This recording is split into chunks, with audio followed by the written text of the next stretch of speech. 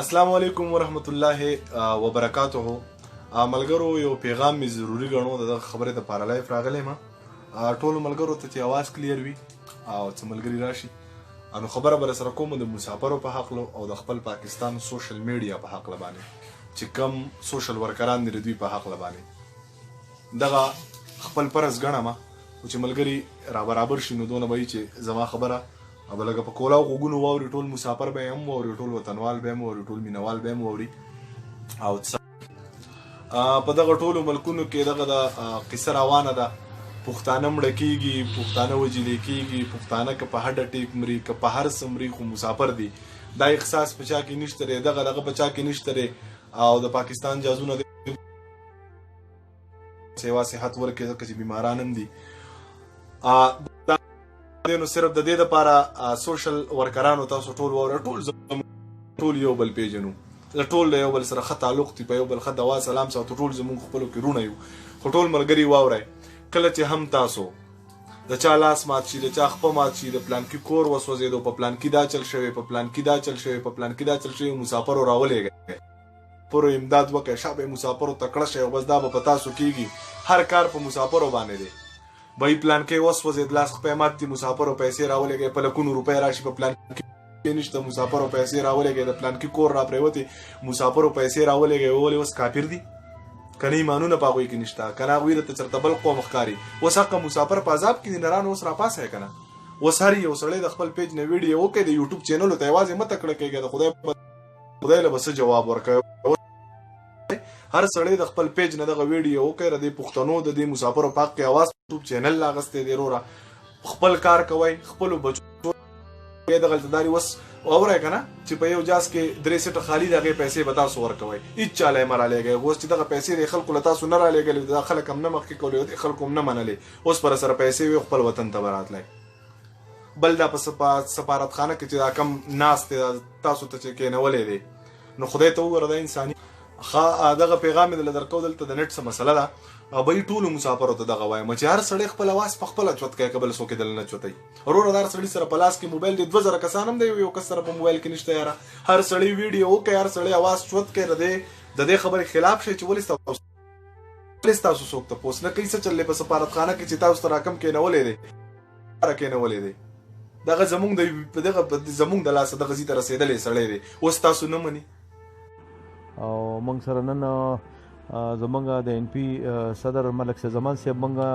نن ځان سره اخیستو او تازه صورتحال هم ته تپوسونه کول چې څه صورتحال دی د مسافرو، ځکه چې شوکت یوسفزۍ خو بار بار راشي او په مختلف شوګانو کې ناستي او خپل سیاست چمکاوي او ډېر د شرم خبره ده شوکت یوسفزۍ صاحب چې ته دا خبرې کې نو کم از کم د ګراوند نه ځان خبر کا چې په ګراوند څه صورت حال دی، نو هغې نه بعد که ته یو خبرې هم کوې. نن سبا خو ټول کابینټ کې ټول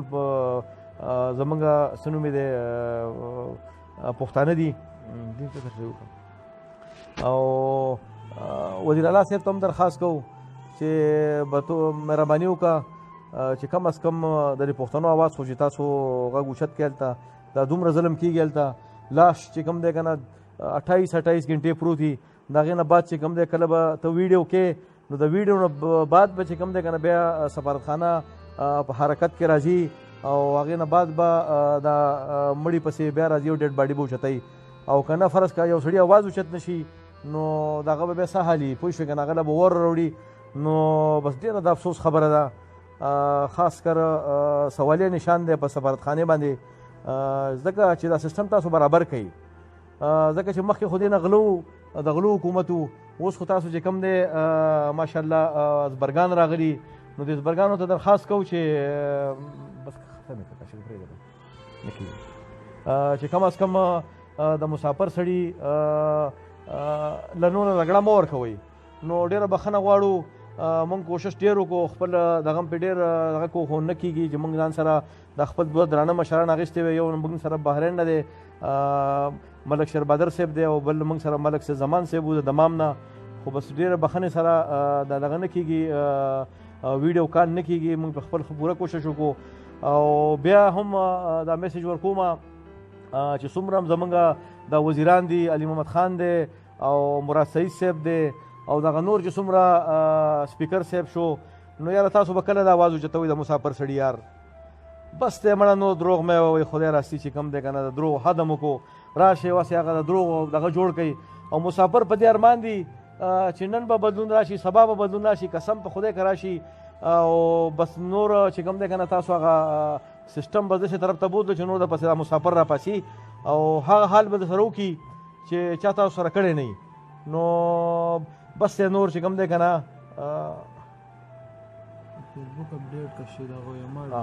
فیسبوک ما جی اپډیټ کو هر څه مې وکړل خو به نه کېږي والله علم زمونږ قسمت